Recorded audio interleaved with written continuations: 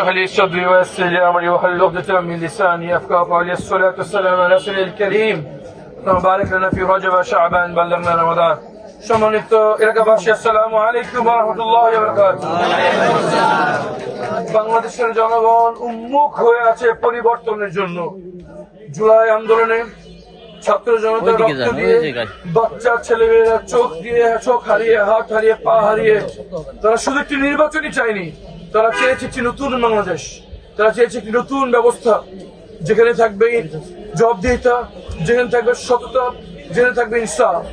আমরা গত 54 বছর দেখেছি রাজনৈতিক নেতৃবৃন্দ টাকার কাছে বিক্রি হয়ে যান এবং দেশের স্বার্থ, জনগণের স্বার্থ হচ্ছে নিজেদের ব্যক্তিগত স্বার্থকে প্রাধান্য দিয়ে থাকে।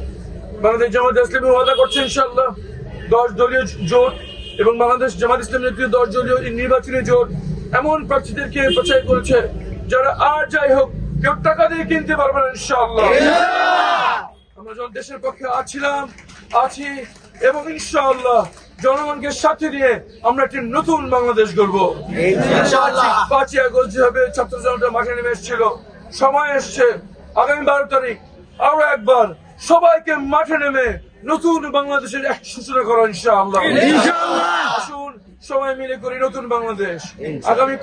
আজকে থেকে 12 তারিখ পর্যন্ত প্রতিটি দিন, প্রতিটি ঘন্টা, প্রতিটি মিনিট, প্রতিটি সেকেন্ড মহামূল্যবান। আসুন সবাই মিলে একসাথে নতুন ভবিষ্যতের জন্য কাজ করি ইনশাআল্লাহ। 12 তারিখ সবার সাথে মাঠে দেখা হবে ইনশাআল্লাহ। আসসালামু আলাইকুম ওয়া রাহমাতুল্লাহি ওয়া বারাকাতুহু।